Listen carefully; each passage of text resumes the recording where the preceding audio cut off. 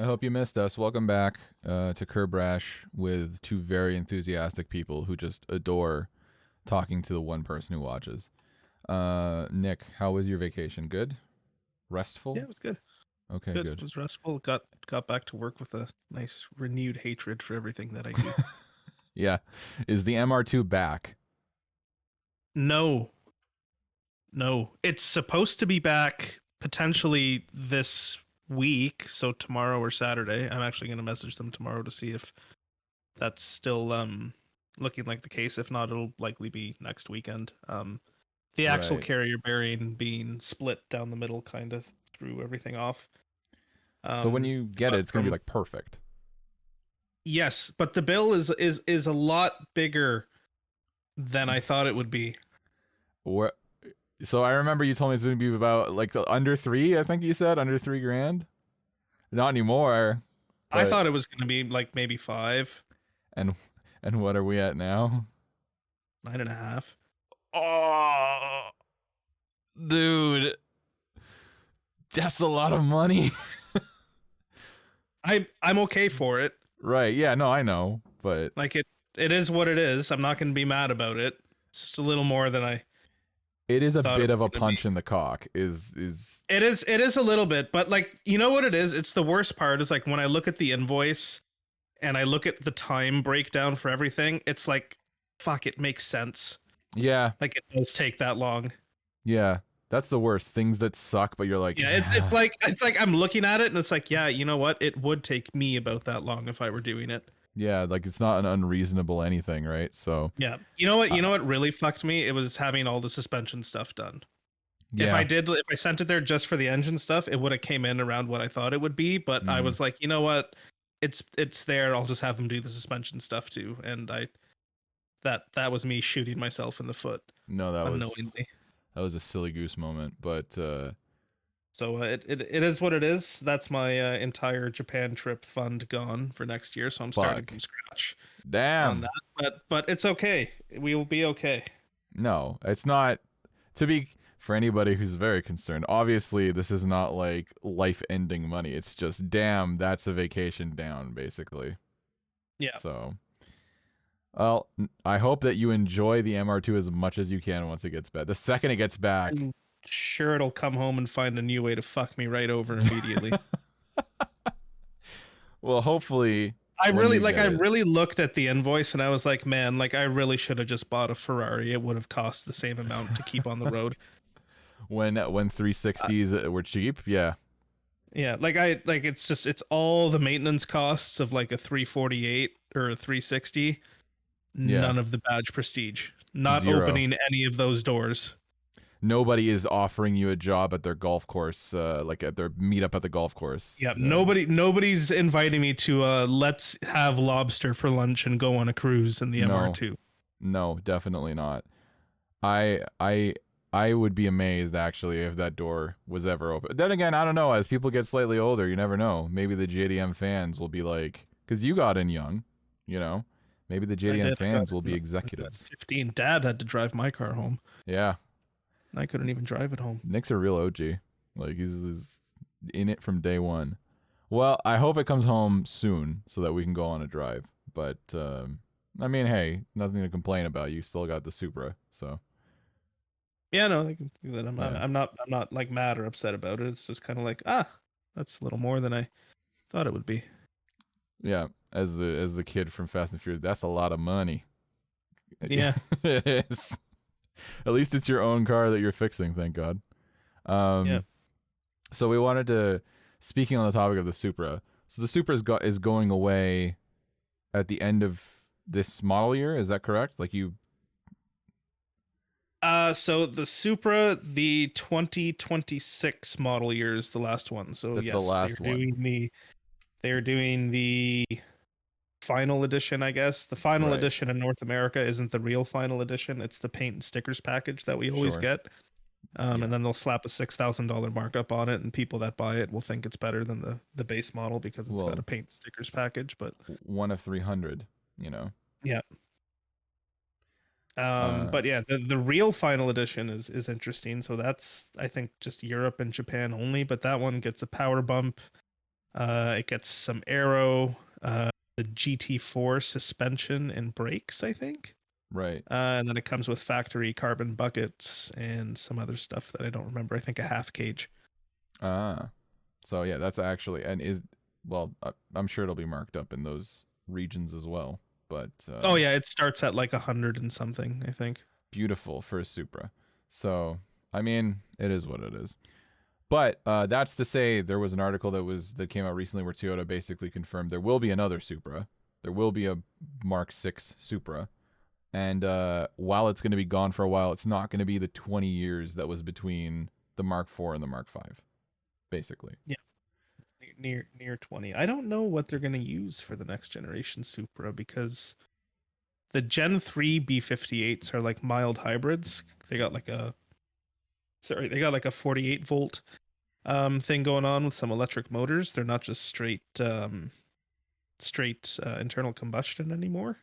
You don't think that they So would do that? That they would bite the bullet and hybridize it? I I wouldn't put it past Toyota, but at the same time, like it kind of kills.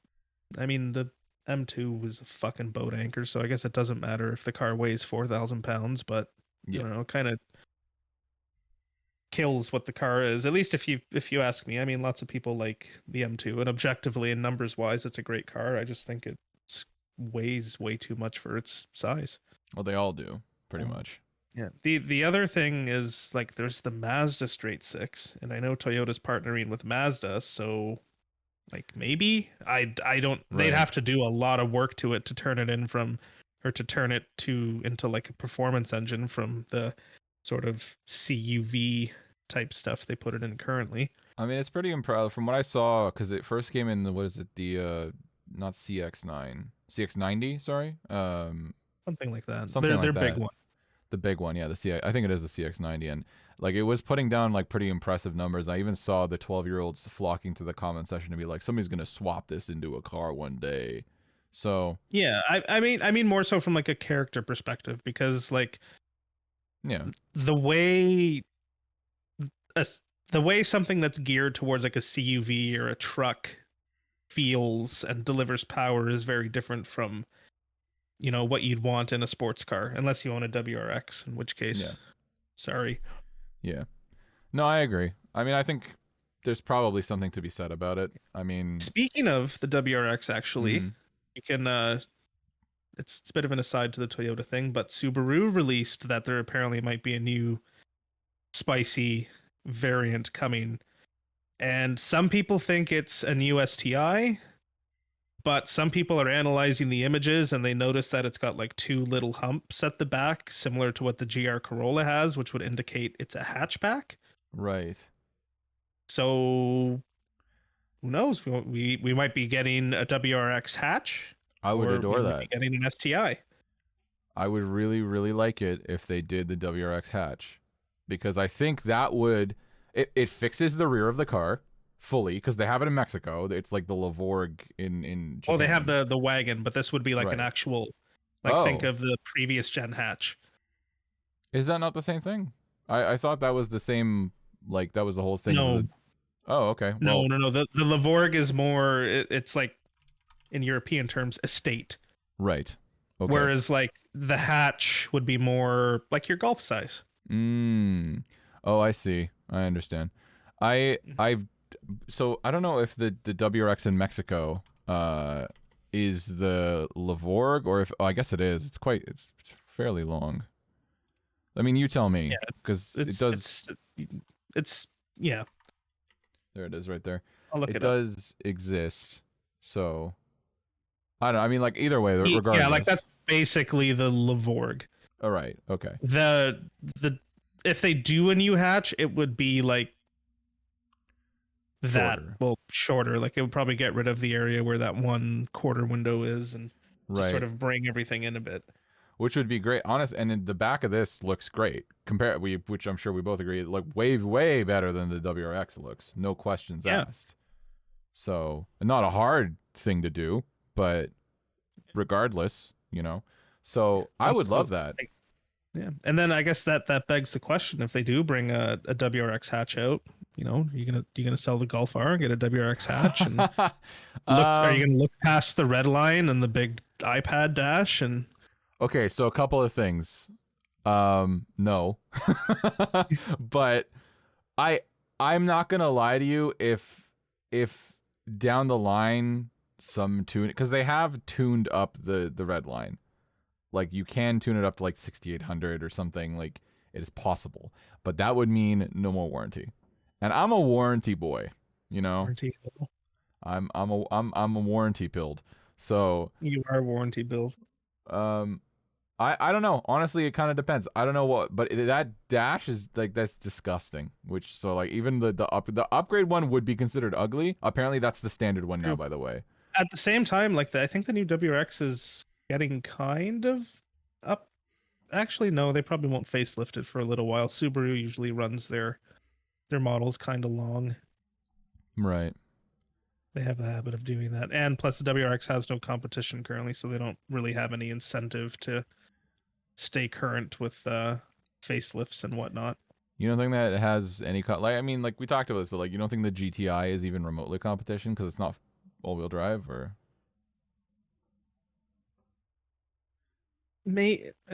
Again, it depends. Like I like it to me, it's always comes down to like the Subaru is generally better and more fun to drive, right but the Volkswagens are just sort of better at being a car. everything else. Like they're nicer to be in. They drive nicer. They have better power delivery. Right. Like what would you rather take a long road trip in? Probably the Yeah, like personally, if it were me, I'd probably go for the Golf. Like I have fun weekend cars. I don't really need it, my everyday No. car to be. The GTI is fun enough for what you're doing there. Yeah. Yeah. I don't know. I'm gonna be paying attention to see what happens with the new WRX. If it's still a dog, if it's still a low. Basically, if nothing changes, like I can forgive some things, right? If the dash is not that attractive, but everything else is good, sure, whatever. Nothing is perfect, but they fixed the back by putting it and making it a hatch. Good start. Up the red line a little bit, Then all I have to contend with is that stupid. Because I've been on record. The front of the new WRX I think is very attractive. I think it's good looking. It's just everything. I don't think it's bad. It'd be a lot better if it wasn't like if they just completely got rid of the black plastic cladding. Yeah. Like style wise, the new front end looks nice. And then they put the black plastic cladding and it just kind of ruins it a little bit.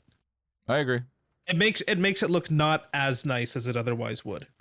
No, I completely agree. The cladding has to go. So basically my hope is I don't know. We'll see. I'm cautiously not optimistic. I'm hoping that something goes well. I'm hopeful.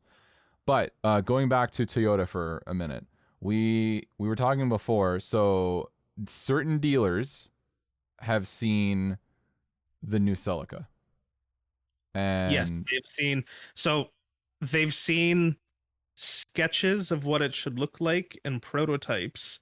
But Toyota has also confirmed that they have mules of it right that they're testing. So they're serious about it.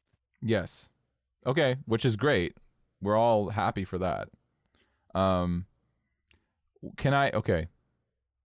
For maybe someone who doesn't know too much. We know this. We're very clever, but like so for the reason that they might use mules would be to test new platforms or to test new engine layout, whatever. They've changed something substantially and they feel they need to run a mule. Basically, they want to test it without people knowing what it is. Yes. So they'll put the new engine or drivetrain under like an existing body or a slightly modified existing body with a bunch of camo. So, everybody can guess as to what's going on, but, nobody really knows. Or in some cases, nobody can even tell at all. So we had thought, and some people had suspected, that it would be the 3-cylinder turbo that they would use in the new Celica. They would basically replace the GR Corolla effectively, right? Because having both cars with the same engine, possibly even based on the same like platform, not really gonna work. Why would they be running a mule of something that possibly basically already exists?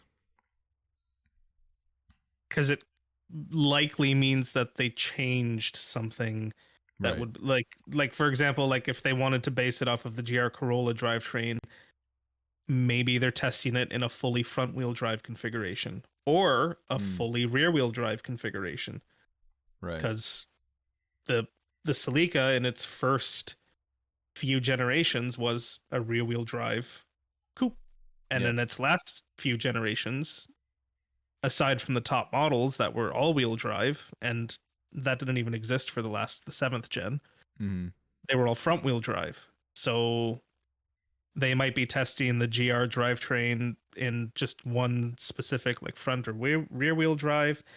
They might be testing it in a different state of tune, like maybe a larger or smaller turbo. right. They might even be testing it with like, I don't know, like their 2.5 liter drivetrain that they use and everything else. It's tough to say, but basically because there's a mule out there, it means they're testing something in some sort of configuration that doesn't already exist. Yeah.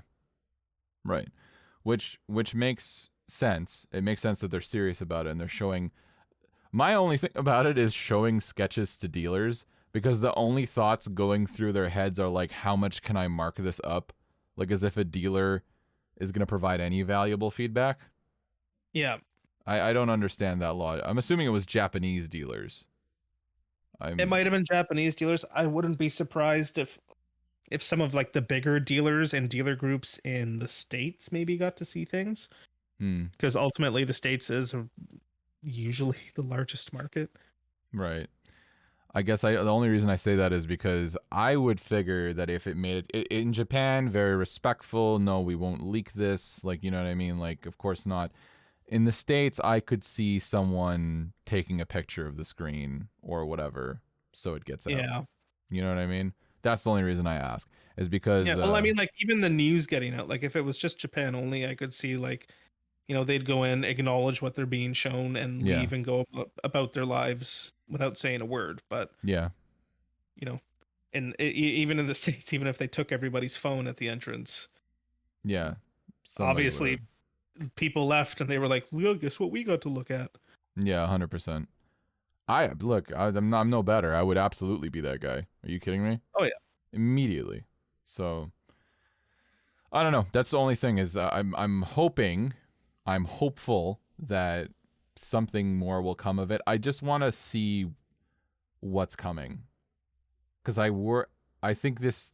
We're gonna say this a couple times. I hope that we're wrong when I say this, but I was like, these might be this might be the last generation of like pure, like combustion. Now I don't know if that's true. I I really feel like we're getting close. Like Audi, for example, the new S5 is a mild hybrid. Yeah, Um, the the new M5 mild hybrid, and yeah, by all accounts, apparently fucking horrible. great. Uh, And then the estate the won't sell. this- yeah, the Civic Type R actually just got canceled in Europe because Did it it? doesn't meet modern emissions, or like the next Right. set of upcoming emissions requirements in Europe, which I think is like Euro 7 or something, or Euro 6. I forget what number they're at. Um, so like it, and I think the GR Corolla is also going to be pulled out of the European market for the same reason. So, like, if you really think about it, like, if 4-cylinder and 3-cylinder turbo engines are being pulled out of markets because they don't meet emissions requirements, is like the writing's on the wall at that Yeah. point. No, it is. Like in North America, we might have it a bit better because, for everything that Donald Trump is doing, he's rolling back a lot of this stuff so that Yeah. it really doesn't matter here. But at the same time, a lot of manufacturers are moving towards just kind of having one platform and one model for the global market. So they'll just make it meet the tightest requirements they need Yeah. and then sell it in all the other markets. I guess I wonder, because that's been my thought is like Canada, like we're skeptical. I mean, we know that it's already been kicked back once. I'm sure it'll be kicked back again, like the cutoff date for being allowed to sell a pure ICE vehicle. Um, but let's just say, for all intents, like it did happen, right? Like we rolled to 23, what is it, 2035 now, and they're like, no, it's Uh, yeah, it's over. They're like, no, that's it, right? Like no more, right? We could still conceivably go buy a car from the States. Like if we were so inclined and there was still something worth buying, we could do that. There's nothing that stops us from doing it. So I feel very yeah. fortunate that the one good thing that to come out of all of this is the rolling back of those, forcing electric. I don't like that. I don't like being told what to do, and I don't like half facts and half truths because your vibe is much more eco-friendly than buying a brand new battery hauler. Like, there's Yeah. no question. Yeah. So, Speaking of the vibe, I have to replace the alternator on it. Battery light came on. oh, beautiful. How hard of a job is that? Uh, maybe hour and a half, 2 hours at most. It's right there on the top at the front. Good, easy, So get around to easy that at some win. point. But yeah. I Yeah, mean, again, like I said, like I don't have anything against EVs. They have their place. I understand why people would want them in certain scenarios. I just don't think we're quite there yet, tech and infrastructure wise. There's no. still problems that need to be solved before we can say like, all right, this is ready for the masses. Yeah, I think the only thing that makes sense is to me for like a normal consumer is like hybrids, like the Prius and stuff. Like Yeah, that's like I like using hybrids as a stepping stone to full EV. I think that makes sense. I just think it's not in our lifetime that we're gonna see like the EV future. I don't believe it. Ye- And Yeah, I think, and I guess this is a little bit general, but like we're both like I'm 30, you're about the same age. yeah, 31. I think we're sort of the last generation or age group that's sort of going to be able to, like, if we want to, we could probably feasibly drive ice cars until we're dead. That's I've thought about this because it But is I a think Clarkson car. we're it. No, I agree. I've It will be difficult though because let's be generous and say we get another 5-year push on the cutoff for ICE vehicles. Let's call it 2040. In 2040 we will be 45-ish years old, right? Mhm. At that point that's the last brand new ICE vehicle you can buy. If Mhm. you can keep that on the road for 30 years, which is possible, you Yeah. could die driving ICE. Now, I'm not going to pretend like I'm not stupid. I also acknowledge that like fuel is an economy of scale, and if everybody is going EV, Yeah. then Well, no, I obviously, mean it more like we could probably feasibly own, yeah. kind of like I do now, where I have like a weekend car, Yeah, but like yeah. an ice weekend car Yeah. I until I'm dead. I have a feeling that the weekend car sort of thing, I think that'll persist indefinitely. My hope is that the world transitions to like focus on hybrids because I genuinely think that's the most reasonable answer. It cuts down on battery pollution, extends range, like it's what makes sense.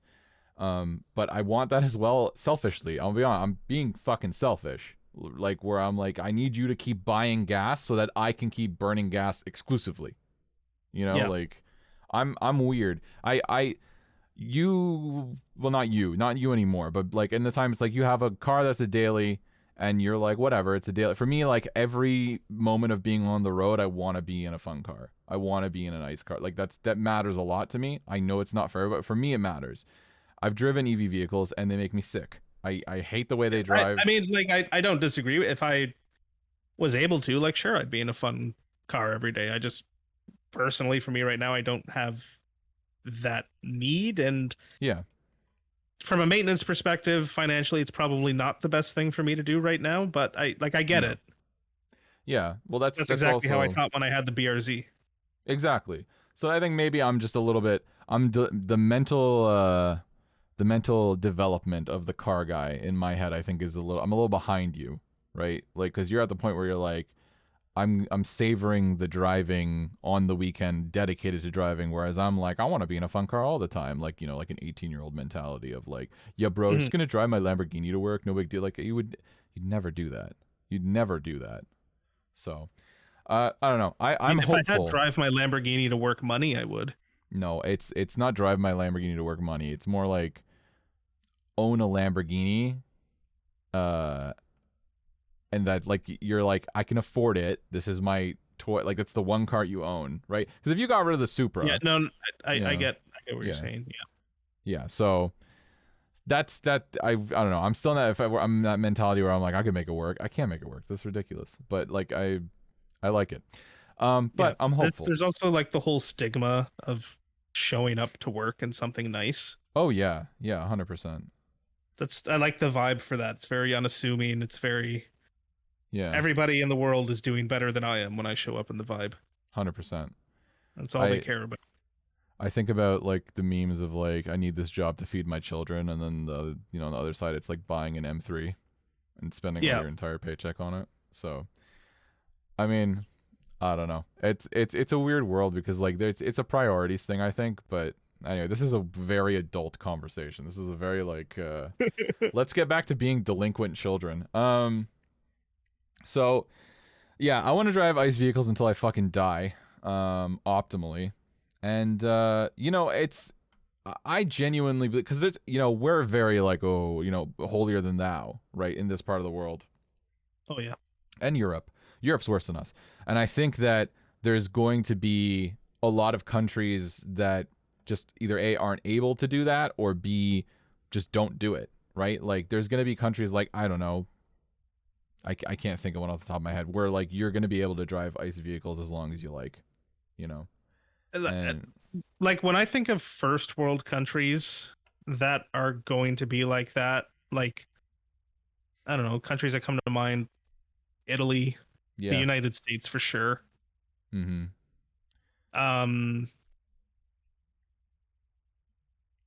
I don't know, definitely some European countries. I honestly think Japan as well. Like Yeah. as forward as Japan is, they're very sort of old fashioned in a lot of ways. Yeah. It's strange. And they have an aging population which works in our favor. Yeah. And then like at the same time, like there's a lot of second and third world countries that just it's never gonna happen. It can't. They just Yeah. it literally would not work. I don't see Nigeria going EV only. Yeah. Gonna be honest, don't see India going EV only. Never. You got Never. I don't think they know what an EV is. But we're gonna get shit for that. I don't care. No, I agree with you. This is ridiculous. Ridiculous. I'm gonna try to recompose myself. Yeah. No, it's true, and I think that you have. Well, we could do a Vin Diesel, and we could just go to Mexico or whatever like Latin American country, because I don't think that they're gonna hop on the EV bandwagon either. Well, you know what? Actually, Brazil, very big on LPG. Really? Lots of propane powered cars in Brazil. I could get down with LPG. I'm down with it. Not a big deal. Yeah, it's just like it's a, like you probably like you wouldn't think of it, but yeah, Brazil huge on LPG. Love it. We're moving to Brazil when the world goes to shit. I'm down. Dude, LPG I'll take. If they're like, sorry, bro, it's going to be fucking propane. I'm like, sweet. Like, let's do it. For propane. I'm down for propane. If they were like, you got to convert that MR2 to propane, you're like, you providing the kit? Like, like you'll take it. Like, Wonder how much power I could make on propane. I would love to know. I would love to. I do propane cars make more or less power than their non-propane I think counterparts? they make less. I just don't know like Ah, what the numbers are on it. I've never really looked into like propane conversions. well, they're functional. But like all of Oh, this, you really have here like UPS trucks run on propane. oh, do they? Yeah, Huh. a lot of the UPS trucks here are LPG. I know a lot of the limo and some taxis are LPG. Like I've seen them filling up, and they have the this vehicle runs on propane sticker on the back, and I think it's like fairly cheap. The average power output from burning LPG is about 4% lower than gas. Oh, okay, easy. So that's not a huge amount. Like Yeah, I'd be willing to do LPG and like what if you have 300 horsepower? What's 4% of that? Like, I don't know, 10. 288. Like, sure, fuck it. Yeah, no, that's fine. If I get to, it burns clean, right? Like, I mean, Cleaner. cleaner. Yeah, I'll take it. I'm willing to convert the Golf R to LPG just to do my part. And I will say this, if you're listening and you care very much about the environment, I do too. I just don't like misplaced blame. That bugs me. Because there's companies out in the world who are absolutely decimating oceans and wildlife and rainforests and whatever the fuck, but my car is the problem. And to fix that, we should manufacture billions of vehicles. Like, like step outside of yourself and think about that. A company is telling you this is how we fix it, buy our new shit. Like, there's ulterior motives, man. Like, I'm not saying it's not part of it, but, you know, I'm selfish. Yeah, I'm human. This was all from, this was from the Celica. That's how we got here. So I'm interested to see if hopefully something leaks, so we can see what we see, and hopefully, it's good. Yeah, like if I had to sum it up, it's like I really hope Toyota leaves the pure ice generation sort of in a bang. I would love that. Like leaving a lot of good models behind, which so far I think they're doing well. I think they're doing a great job. I mean, between the Supra, like that's crazy because Toyota 10 years ago had nothing, or like just slightly before like they released the FRS with Subaru. I mean, like literally 10 years ago, they literally just had the GT86. Yeah.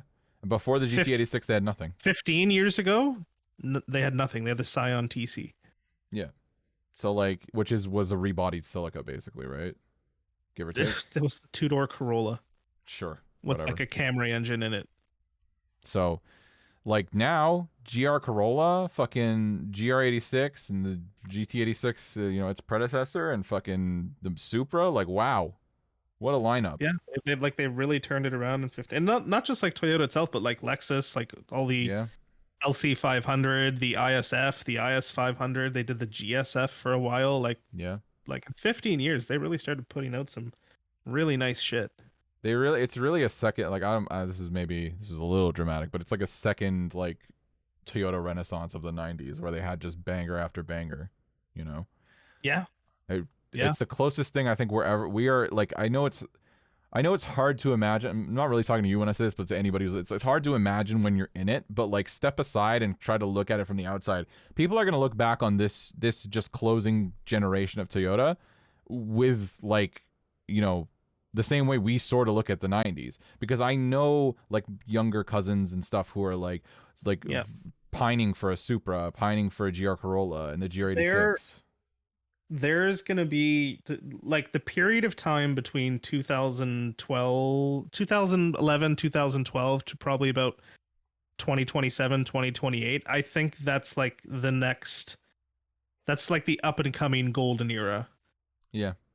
Like that's in the future. Everyone's gonna want like the Supras, the M cars, the Type Rs and stuff from this time period. It's the time period. I will say, I think there's even I'm a little optimistic about this, but I think it might even cut off slightly early. I think like once we hit 2020, because to me, like I still think a lot about like the Golf R and how that inside of that car is just shit. Like the new one, it's like everything is garbage. So like the one this is a self-suck a little bit, but like the one that I have, it's like that's the one, if you were to look back on it and be like, oh, which one do I get? Like that's the one to buy, right? Like it's the last generation that wasn't like everything is a touch screen, and like with the GR, I even have a cutoff with the GR. I'm being a little more general about it because I'm also thinking of like domestic cars like Challenger, Charger, Camaro. Right.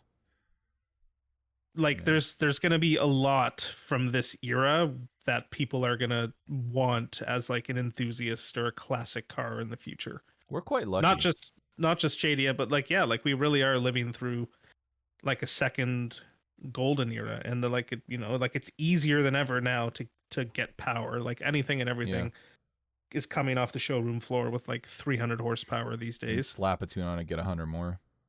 Yeah. We're very, very lucky, and I think a lot about like even, dude, the last like Evo 10 the final editions were in 2015, so like that's in that era. Like it's a great era. Yeah, like there's the last generation of like there's the STI hatch yeah. fits in that era, and the last generation of STI, like the VA. Mm-hmm. No, a lot of the last of the There's a EJs. lot. Yeah. Yeah, the last of the EJs. Man, what a time to be Yeah. alive, huh? And the only decent RX-8, 2013, the R3, right? Well, 2011 to the 13, I R3, think. and then like like Euro stuff, M2, M3, M4, Audi RS3, Mm-hmm. all that sort of stuff. Like that's Yeah. all in this time period. Man, what a fucking time to be alive. Honestly, you never would have Focus looked at RS, Focus RS. Oh wow, yeah, those are and the those are. Fiesta Focus ST. I want to focus. I want to sell the Golf R by Focus ST. That's gonna be sorry, Fiesta ST, not Focus ST. Same engine but smaller. So like, isn't it? Basically, yeah. Yeah, I think the Fiesta uses like a 1.6 turbo or something. Oh, I thought it was a 2-liter turbo, but yeah. The Focus is here. Either way, the point is, wow. Like from the outside, you would like living in it, you don't see it, but like it really is like we've been lucky. We've been very lucky. And like honestly, arguably like the best generation of Miata. I know everybody ND? loves the NA, but like I really think the ND is probably the best generation, like all things considered, of the Miata. It's still really light. It's probably got the best engine to ever come in a factory Miata. Yeah. And it's like actually nice to be in. Yeah, and the RF even more so. Like that is best Miata. I think pretty much across the board. And I do agree. I like the way the NA looks, but yeah, the ND is better in every single way. And I hate the NB. People will get upset with me for that. I think they're ugly as shit. So that's just me. Okay, wow. Hey, look, positive. Look, positive, man. Like that's what's up. Sometimes it's positive. Okay, let's get back into the negative. Let's get back to reality. Don't look. That's who we are. Don't let us bring spirits up. We're gonna bring them down. Don't worry. We're gonna bring them right back down. I promise. Wanted to talk about this, and maybe we've touched on it before, but I'd like to hit on it again because there's some new notes if we have touched on it before. I don't remember. I don't know. You ever hear podcasts be like, "Oh, we talked about that in episode 7." How the fuck do you know? I don't remember anything. I'm gonna be honest. Even as like somebody who used to like avidly listen to podcasts when I had to commute, I would never remember references from the previous episodes. Yeah. So I suck at remembering that shit. If this is a repeat, sorry, but there is some new content involved if it is a repeat, but we'll give it a good whirl here. So, I've always had a chip on my shoulder. Nick agrees. I hate it when tech YouTubers review cars. You have not earned it. I don't need to hear Marquise Brownlee's opinion on the Lucid Air. And that's where it started. It started with EVs because they're like, well, it's basically an electronic. No, it is not. Like, it is on paper. But, like, that's like saying, well, an airplane is mechanical, so I can review that, or I can work on that as a car mechanic. It's not really the same ballpark, even remotely. You're playing with, you're kind of treading the line. I fucking hate it. I hate watching someone who clearly has no idea what they're talking about, like, rave about something that they do not understand. I hate watching, this is very specific, I've actually unsubscribed from LTT, Linus Tech Tips, because I can't stand, I was going to say a bunch of bad words, but I just can't stand these fucking people anymore. I used to be like, at least I'll know when new GPUs come out. I'm just if you are into that kind of thing, just watch Gamers Nexus, and then you'll get all the numbers and stats you need. Watch Gamers Nexus now. Shouts out Gamers Nexus. Shout out Gamers Nexus. He'll never know us, but honestly, I just wish that I don't understand how O-Face became a brand for tech, but that's what LTT became. I can't do it anymore. I can't with the fucking, I just can't. So, but the people from that, there are car guys that work there, and one of them has started a YouTube channel. And it's called Zip Tie Tuning, and he is an engineer. So, and it seems like he has, multiple, like he is a legitimate car guy, but I have such a bitter taste in my mouth from every other like tech tuber that like wants to be a car or like wants to delve into cars as if it's like an easy way to expand their audience. Like to be able to review a car, and I'll give this to you, Nick, because I don't want to ramble too much because we're trying not to go 2 hours today.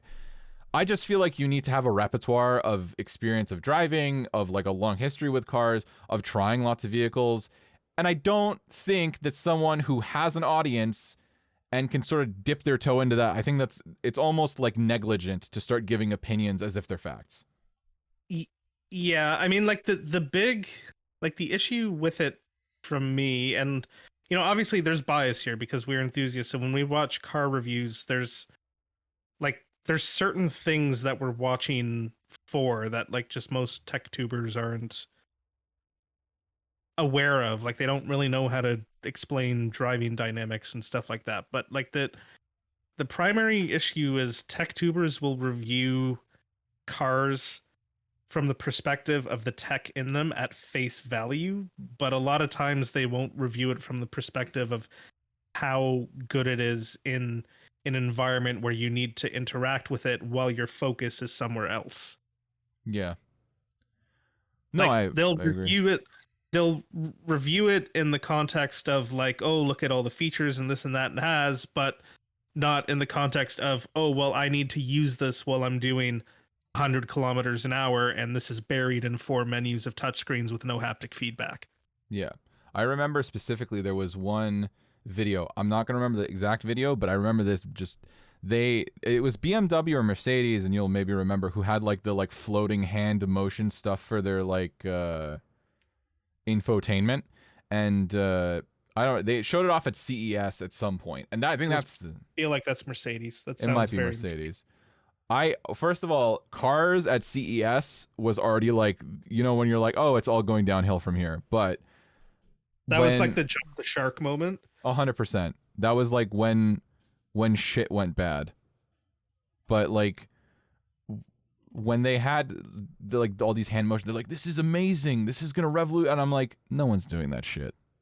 No one is doing. I want to turn a knob. Yeah, that's like, all I want to do. It's not even like no one's doing that shit. It's like you 100% know that is never gonna work outside of the demo booth at CES. But, okay, it is never going to properly recognize any of those commands in traffic or like on the highway going over bumps or shit like that. No. It is going to work at the CES demo booth. Yep. So the tech tuber can be like, oh, look at how fucking cool it is, and then it's never going to work again. Yeah. I also find that, to pivot, I also find the one thing that's infuriating, and this is targeted directly at Marquise Brownlee. If you're listening to this, I hate you and your guts. When they review a car from the perspective of a passenger, I get infuriated, because that's not who's buying the vehicle. Who are you making the review for? My girlfriend? Yeah. And believe it or not, the people that can afford to buy the vehicle as a passenger, they're outside that price bracket. Yeah, like they're never gonna they're never gonna be chauffeured in a Lucid Air. It's just not happening. No, their car badges start with an R. Yeah, or an M. So, I don't know. I'm sorry. I don't think it. Yeah, no, like I get it. Like, yeah, like from my perspective, it's like I don't care. The passenger can be on their phone. It'll do everything that the car can do and better. Why do I care how their tiny screen that they get works? Yeah, who gives a shit? Like, the only time that I've never met a passenger that was actually interested in how anything in my car worked. They just wanted to get to where we were going. If you did, it was me when we ran to like a chicken shop, and then my car was on jack stands. It wasn't. It's not someone who's in your car frequently. Yeah. So it doesn't matter. Like, the only one I've ever thought was cool was like Ferrari has, or is it one of the supercar companies has that, like, here's all the information that's on the dash, but just for the passenger. Yeah, it's Ferrari. It's where Ferrari. You get like the rev counter and the speedo. Yeah, and that's cool, but it's cool for me. It's me as the driver. Like, you see that? Like it's like I've never picked up anybody that isn't an enthusiast that was like, "Oh wow, your Yeah. car has so many tech features for the passenger." No, I've never. At most, it's like, thanks for the ride, and then they'll be on their phone and maybe have a chat for however Yeah. long the journey is. It's. I just don't understand. Like, I don't understand it because it's like they're reviewing a car for a dad who's really concerned about how comfortable his children are. And that is a really weird, specific perspective to have. Mind you, these are also the tech tubers who have like legitimate supercars, which doesn't, by the way, just so you know, like, listen, I'm talking to you, person who's listening, just so that you're aware, owning an expensive vehicle does not make you an authority on fucking anything. It means you have money. And we're happy for you, mostly. But that's all it means. Marquise Brownlee was caught doing like 130 miles an hour through a school zone, which is really funny. I remember that. And it was a Huracan, wasn't it? Huracan, Aventor, something or other. Yeah, Lambo. It was a Lamborghini. I just Yeah. forget if it was her. I think it was a Huracan. Hilarious. And he was reviewing something. Fuck, I don't remember what it was. But he was reviewing something. And people were like, Plenty what? of supercar owners out there out driving their talent. Oh, 100%. I mean, and I think that's the thing is like, it's not that I am saying this as though I don't feel like I'm confident enough to review a car. I can complain about a car. That's easy. But like, I can't explain driving dynamics beyond it feels good or this doesn't feel good. I'm not going to pretend that I am an authority, but I'm well aware of my own level of car. Like, I understand it and I can work on a car to some level and be successful. I would never put myself in a situation where I would genuinely review a vehicle before I felt I was capable of that. And I think that's the problem with the whole world. Everybody wants to be here when they're really like down here. That's it. Everybody thinks their opinion matters. That's it. Including us. Look at us. Fuck, we have here we are. We're no better. No audience thinking that our opinion matters. Yeah, they don't, but it's fun to complain. I mean, it is. I wanted to touch. We'll leave it at that. But like honestly, it's a difficult thing because I think there are lots of small car YouTube channels that never pop off, including us, who I've sometimes will get a video where I'm like, wow, these guys are actually quite competent, but like they're not good at presenting to a camera. Whereas you have other people who are good at presenting to a camera, but they fucking suck like at everything else. So it's a very specific mix. You need to be a very specific person. Or like the majority of car YouTubers, like, not going to name any names like Adam LZ or anything, but they just record everybody else doing all the work on their car while they just walk around and take all the credit for it. Yeah, no, I can't stand that. I'm not going to continue naming any names, but yeah, I fully agree with you. What's that other one that had the FRS? That was the start of his channel. Now he has a shop. Fuck. I can't remember. Is it not TJ Hunt? It is. Yeah, it's not TJ Hunt, but it is TJ Hunt. Yeah, I hate that guy with a passion. It's just an arrogant like mentality. Like I don't like that. I don't know. Whatever. Anyway, we can move on to more negativity. Speaking of people that we fucking hate, I have a story actually. Maybe we told it before. Maybe I don't think we did. I think I've been saving this story. Fuck. If we told it before, it's gonna be like a retread. No, I think we have told it. Speaking of people who think they're very important, and YouTubers that will go nowhere. I was at a car meet once, Nick. I was at Tim Hortons parking lot, if you'll believe that. I know, hard to believe. Actually, I have witnesses for this event, but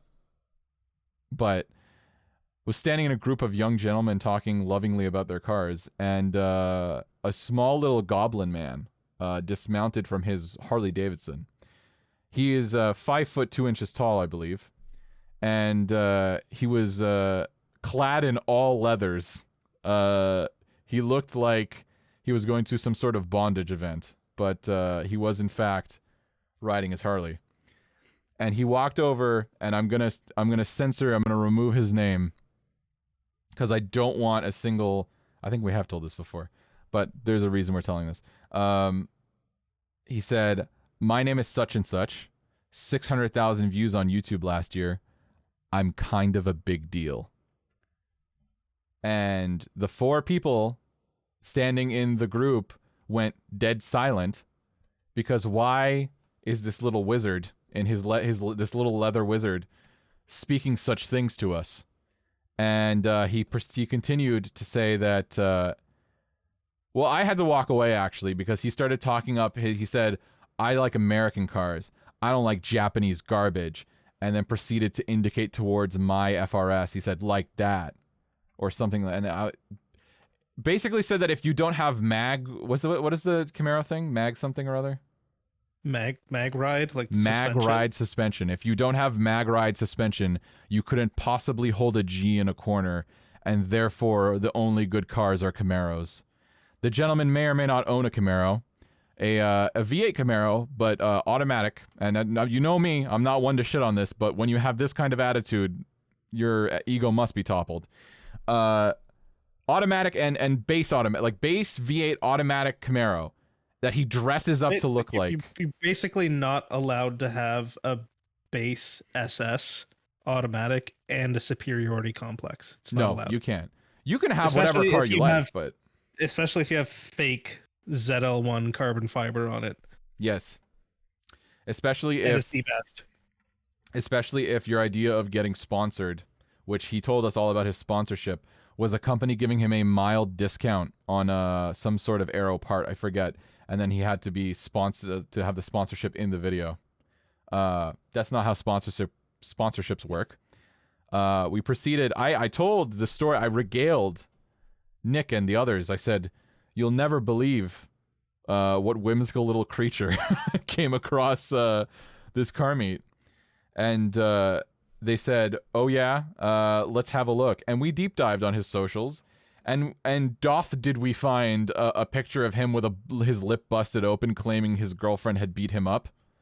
Not that I think that that's okay, but the reason I say this is because fairly certain it was a fake picture because it's been deleted, and I think he got a lot of shit for it.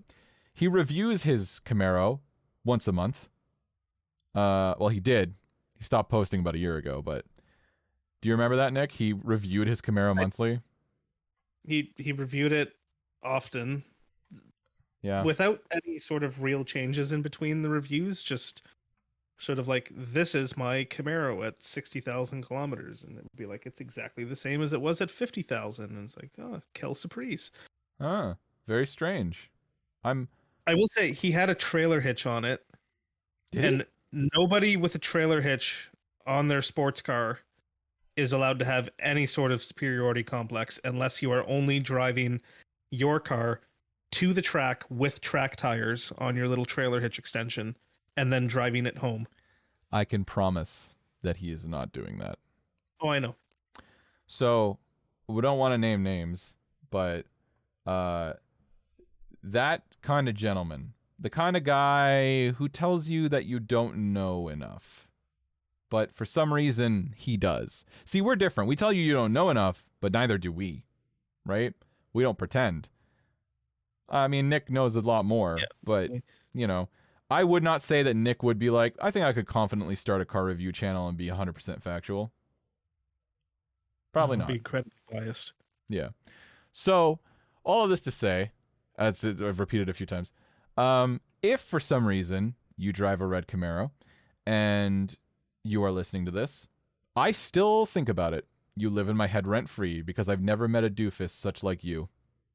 But I guess you're kind of a big deal. So, I don't know. Have you, like, that's... I mean, you did meet that spider guy, but he didn't have 600,000 views on YouTube. He just had the spider. Holy... Oh, no, that's the story that I told, I think, was Spider. Yeah. Yeah, we did cover Spider before. Oh, so we didn't cover I'm kind of a big deal. No, we never covered... I think about that a lot. The what, sorry? The YouTube one-hit wonder. No, yeah. The one video that got... By the way, it's a video of him recording other people driving. So, which is great. It's great for me. Obviously, we're no one to talk. but I don't talk down to people at a car meet. So, I'm also not 5'2" and wear full leathers. So, I'm Ride a not. Harley. Or ride a Harley. I'm not saying you're a bitch if you wear full leathers. I think if you're wearing full leathers and have an attitude problem, you are a bitch. You know what I mean? It's just strange. Yeah. Especially if you're 5'2". Yeah. And not a woman. Yeah. If you are 5'2" and you're a man, but you don't have an attitude problem, we have no problem. We have no qualm. That's You're okay. Just don't. Basically, in life, you shouldn't have a superiority complex unless you have like a 12-inch cock, a Brazilian model. Oh yeah, that's right. I remember that story now. A Brazilian model girlfriend and like about 25 million in the bank. You're not allowed to have a superiority complex in life. I did. This is also a story. It's not car related, but it does remind me. I was playing Call of Duty of all things, and someone called. Sorry. It says wow. I know, and someone called a guy on our team when we lost. The enemy team called him a loser, and he proceeded to say, "I'm not a loser. I've got a house, 2 kids, and a hot Brazilian wife." I bet you none of those things are true. I'm confident. And you know what? They probably you know what? I agree. They probably aren't true, but wouldn't it be hilarious if they were? Wouldn't it be? Like if he said I'm kind of a big deal and it was true, basically, like similar energy. Yeah. Like, you know what? I've gone to local car shows and I've met YouTubers that are not kind of a big deal, but actually a big deal. Not a single one of them walked up to anybody else and said, "Hi, I'm so and so, kind of a big deal." 30 million views on YouTube. I met Gears and Gasoline. Like they were very nice. Like they. Yeah. I've met both Throttle House people, James and Thomas, and they were both wonderful. Yeah. At no point did they flex their YouTube channel. No, crazy how that works. Similarly with the other local YouTube channel here. Oh, and their name is escaping me right now. Yuri Straight Pipes, and yeah. Yes, the Straight Pipes. Also very nice people. I met them as well. Yep, they're nice people. I will say I don't think that anybody with an ego like that goes very far. This is a lesson for life in general. If you've got an ego like that, you're not going to go very far. A lot of people are going to be not down with your shit. So, try. This is a general note. Do better. I hate that. I hate that expression. I fucking hate it. That's some shit. A white girl who's like, I'm gonna say this to a company at Disney. Like, do better. Like, nobody cares. But yeah, pretty much. Don't be a jackass. Our community is not large. Like, it will get around. So, don't be a piece of shit. But if you want to do it in private, that's okay. We come on here and shit talk all the time. Yeah, absolutely. Do it amongst yourself. Totally fine. Do it all you want. Yeah. I mean, I'm not going to pretend like I'm perfect. I mean, actually we're literally this is literally just a podcast where we talk shit. So, I'm not going to come on here and pretend we're perfect. But at the same time, I don't talk down. I only punch up. I don't punch down. So as long as we have 2 subscribers as we do, we're good. The second that we are punching down on the gentleman who we will not name who drives a red Camaro, as soon as we pass that threshold of what his subscribers are, now we're punching down. And we can't say it anymore. As soon as we have 600,001 views. Yes. Then you can hold us to it. Then you can hold us. Yeah, this is all going to come back to bite us in the ass, I'm sure, someday. But I'm okay with it. Yeah. I would, because that would mean we're successful. So that's good. It would. It would. So if it does want to come back to bite us in the ass, I guess by all means. Yeah, please. We invoke the spirits or whatever the fuck. Come back and bite us in the ass. Anything else? Any other fun updates? Because I can't think of anything. I think we're gonna do a nice short one. I feel like you guys are getting sick of us. A nice, crisp to the point one. I don't really have anything else. Hopefully for the next one, I'll have. I'll actually, if it's next Thursday, maybe won't have the MR2 back if I get it back next weekend. But we'll see. Fingers crossed. Fingers crossed the MR2 survives and it's not on a ship to the Congo right now. No, if it does, that's what insurance is for, I guess. I guess. Well, all right. Remember to find us on Instagram, it's Curbrash YT, and if you want to listen on Spotify, we're there. And we kept this short and brief, and next week we'll be back with way more interesting stuff. So till next time, thanks for your undivided attention.